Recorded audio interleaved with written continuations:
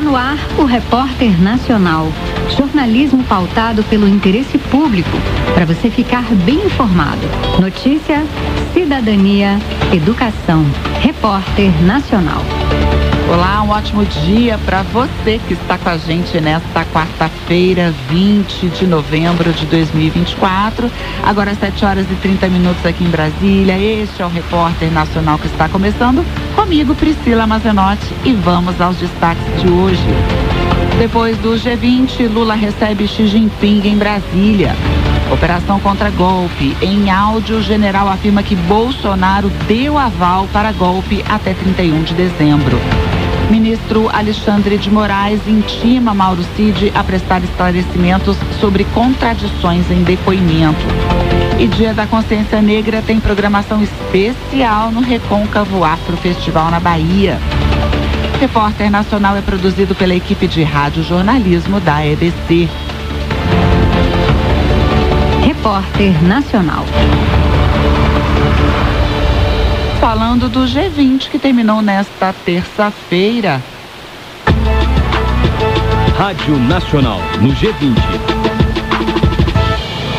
O presidente Lula fez um balanço do que foi discutido pelos líderes mundiais presentes no encontro. Entre os temas destacados: Aliança Global contra a Fome e a Pobreza e o início de um debate sobre a taxação das grandes fortunas. Quem tem as informações é Fabiana Sampaio. O presidente Luiz Inácio Lula da Silva lembrou no encerramento da cúpula de líderes do G20 dos legados deixados pelo encontro das maiores economias do mundo sob a presidência brasileira. Depois de um ano inteiro de trabalho e 2 dias de encontro dos líderes, mais de 80 nações concordaram em fazer uma aliança global contra a fome e a pobreza e iniciaram um debate inédito sobre a taxação das grandes fortunas. O presidente Lula ainda falou que o encontro no Brasil conseguiu colocar a mudança do clima na agenda dos ministérios e bancos centrais dos países membros e aprovou o primeiro documento multilateral sobre bioeconomia. Também na área do meio ambiente, Lula destacou a definição de princípios-chave sobre comércio e desenvolvimento sustentável e o compromisso de triplicar a capacidade global de energias renováveis até 2030. Outro assunto citado pelo presidente foi a inclusão da demanda por reformas da governança global para tornar, por exemplo, o Conselho de Segurança da ONU mais efetivo e representativo. Lula exaltou o trabalho realizado durante todo o ano em que o Brasil presidiu o grupo. Neste ano, realizamos mais de 140 reuniões em 15 cidades brasileiras. Voltamos a adotar declarações consensuais em quase todos os grupos de trabalho. Deixamos a lição de que, quanto maior for a interação entre as trilhas de Sherpas e de finanças, maiores e mais significativos serão os resultados dos nossos trabalhos. Trabalhamos com afinco, mesmo cientes de que apenas arranhamos a superfície dos profundos desafios que o mundo tem que enfrentar. No discurso, o presidente brasileiro lembrou que após a presidência sul-africana, país que assume agora a liderança do grupo, todas as nações do G20 vão ter exercido pelo menos uma vez o comando da associação. O presidente Lula desejou sucesso ao presidente da África do Sul, Cyril Ramaphosa, e lembrou os dizeres de Nelson Mandela, também sul-africano, de que é fácil demolir e destruir e que os heróis são aqueles que constroem. Da Rádio Nacional no Rio de Janeiro, Fabiana Sampaio. E durante o G20, o Brasil, a ONU e a Unesco lançaram a Iniciativa Global para a Integridade da Informação sobre Mudanças Climáticas. Qual que é a ideia com isso tudo? É fortalecer pesquisas e também implementar medidas para combater a desinformação e o negacionismo. Isso tudo porque isso tudo prejudica as ações climáticas. Tatiana Alves. O investimento em fundos de pesquisa pode ser uma das saídas para lidar com as mudanças climáticas e os jornalistas têm parte importante nisso, pois ajudam o público no entendimento de informações científicas complexas. A avaliação foi da diretora-geral da Unesco, Audrey Azoulay, nesta terça-feira, durante o lançamento da Iniciativa Global para a Integridade da Informação sobre Mudanças do Clima. A ação conta com a parceria do do governo brasileiro e também da ONU, a Organização das Nações Unidas. O objetivo é fortalecer pesquisas e medidas para combater a desinformação que contribui para o atraso e a inviabilização de ações climáticas. O anúncio contou com a participação de diversas autoridades brasileiras e estrangeiras, entre elas o ministro-chefe da Secretaria de Comunicação Social, Paulo Pimenta. Ele avaliou que é importante estabelecer procedimentos para barrar a expansão das fake news e que a iniciativa marca o início de um legado nesse sentido. O tema da integridade da informação é um tema que cada vez mais tem ganhado relevância nos fóruns internacionais. Cada vez mais há uma compreensão de que os nossos países, os órgãos multilaterais se esforcem no sentido de que a gente possa constituir protocolos, iniciativas comuns que possam, de uma forma ou de outra, coibir essa prática e, ao mesmo tempo, construir alternativas que sirvam como referência de informação confiável. Além do Brasil, a Iniciativa Global para a Integridade da Informação sobre Mudanças do Clima já tem a adesão de mais 6 países: Chile, Dinamarca, França, Marrocos, Reino Unido e Suécia.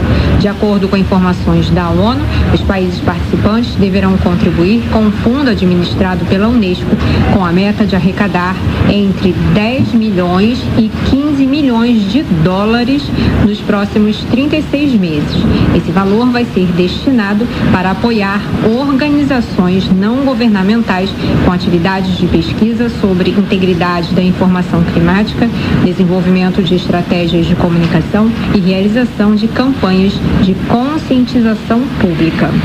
Da Rádio Nacional no Rio de Janeiro, Tatiana Alves. E depois do G20, hoje o dia aqui em Brasília vai ser de visita do presidente da China, Xi Jinping, que chegou ontem, o que gerou ali alguns bloqueios no trânsito para a comitiva passar. Esquema de segurança que continua hoje. O trânsito na esplanada está com alguns pontos interditados, tem até várias bandeirinhas vermelhas espalhadas e tal. Outras partes da cidade também poderão passar por interdições para a comitiva poder transitar mais livremente. Logo mais, Xi Jinping vai se encontrar com o presidente Lula. Daniela Longuinho tem outros detalhes. O presidente da República Popular da China, Xi Jinping, realiza visita de Estado ao Brasil nesta quarta-feira, dia 20 de novembro. A agenda oficial em Brasília ocorre na sequência da participação da autoridade chinesa na cúpula de líderes do G20, realizada no Rio de Janeiro. O presidente Xi Jinping será recebido por Lula no Palácio da Alvorada para assinatura de atos, declaração à imprensa e almoço. À noite será oferecido jantar no Palácio Itamaraty. No ano passado, o presidente Lula foi recebido pelo líder chinês em Pequim. Na ocasião, foram assinados mais de 20 acordos em áreas como agricultura, meio ambiente, ciência e tecnologia. As relações diplomáticas entre Brasil e China completam 50 anos em 2024. Desde 2009, a China é o maior parceiro comercial do Brasil e uma das principais origens de investimentos em território nacional. Da Rádio Nacional em Brasília, Daniela Longuinho. Falamos agora da operação contra-golpe da Polícia Federal, aquela que foi deflagrada ontem para prender envolvidos num plano um plano arquitetado aí que pretendia assassinar o presidente Lula, o vice Geraldo Alckmin e também o ministro Alexandre de Moraes do Supremo Tribunal Federal. Aliás, um dos presos ontem, o general da reserva Mário Fernandes, afirmou que o ex-presidente Jair Bolsonaro deu aval para um plano golpista, para um golpe até 31 de dezembro de 2022. A conversa num áudio interceptada pela Polícia Federal consta ali no relatório de inteligência da operação e foi um áudio enviado a Mauro Cid, que é o ex-ajudante, era o ajudante de ordens do ex-presidente. E aí o Mário Fernandes diz que Jair Bolsonaro teria dito a ele, Mauro Fernandes, que essa ação poderia ocorrer até o último dia de mandato. A gente lembra aqui que essa operação teve origem justamente nos dados que haviam sido deletados e foram recuperados do celular de Mauro Cid. Durante o governo de Bolsonaro, o general Mário Fernandes ocupou o cargo de secretário executivo da Secretaria-Geral da Presidência da República e foi responsável, segundo a PF, pela elaboração do arquivo de Word intitulado Punhal Verde e Amarelo com detalhes do plano. O ministro da Justiça, Ricardo Lewandowski, definiu esse fato como gravíssimo, que merece o mais profundo repúdio, a denúncia contra militares que teriam planejado matar o presidente Lula, o vice e o ministro Alexandre de Moraes.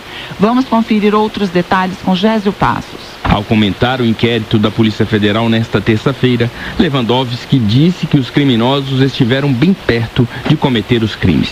É claro que os fatos revelados são extremamente preocupantes, porque demonstram que estes acusados pela Polícia Federal, durante muitas semanas, seguiram de perto o ministro Alexandre de Moraes e outras autoridades.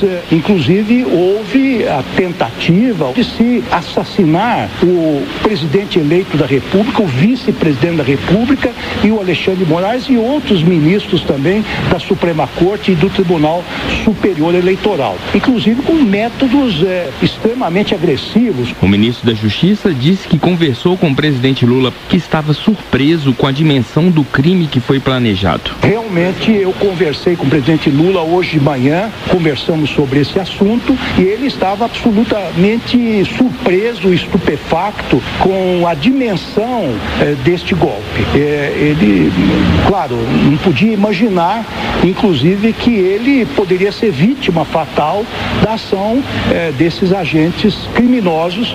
O inquérito indicia os suspeitos por golpe de Estado, abolição violenta do Estado de Direito e organização criminosa. Para Lewandowski, o possível envolvimento de militares, que inclusive foram ministros do governo Bolsonaro, como Braga Neto, é inadmissível. Sobre a possível participação do ex-presidente Jair Bolsonaro na trama, o ministro da Justiça disse que o inquérito ainda não aprofundou nesta questão, que deve ser alvo de novas investigações. Na Rádio Nacional em Brasília, Gésio Passos. Já que estamos falando aí também de Mauro Cid, amanhã tem audiência com ele no Supremo Tribunal Federal, será ouvido para falar sobre essas contradições no depoimento que prestou à Polícia Federal. Ana Lúcia Caldas aqui no estúdio com a gente, tem outras informações. Ana, bom dia para você.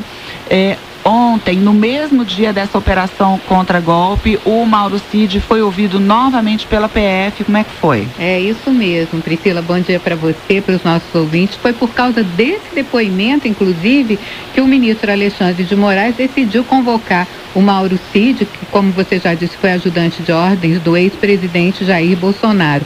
Moraes marcou então para amanhã, às 14h, para que Cid esclareça, como você disse, essas contradições no depoimento prestado à Polícia Federal. Os investigadores consideram que houve omissão ou contradição nas respostas relacionadas a esse plano golpista aí para matar o presidente Lula, o Alckmin e também o próprio Alexandre de Moraes. No ano passado, o Mauro Cid assinou um acordo de delação premiada, né?